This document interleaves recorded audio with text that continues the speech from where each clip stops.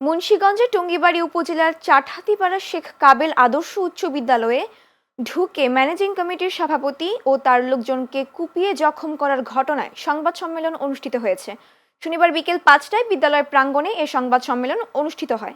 সংবাদ সম্মেলনে বিদ্যালয়ের ম্যানেজিং কমিটির সভাপতি জহিরুল ইসলাম জহির ব্যাপারী অভিযোগ করেন, গত শুক্রবার বিদায় অনুষ্ঠানের ব্যানারে উপজেলা বিএনপির সভাপতি আলী আজগর রিপন মল্লিকের নাম দেওয়ায় পাঁচগাঁও ইউনিয়ন বিএনপির সভাপতি শেখ সেলিমের ছত্রছায়ায় নিষিদ্ধ সংগঠন পাঁচগাঁও ইউনিয়ন আওয়ামী লীগের নেতা আজহার শেখ, যুবলীগ নেতা জাফর শেখ, আওলাদ খন্দকার তাদের লোকজন নিয়ে এ সন্ত্রাসী হামলা চালায়।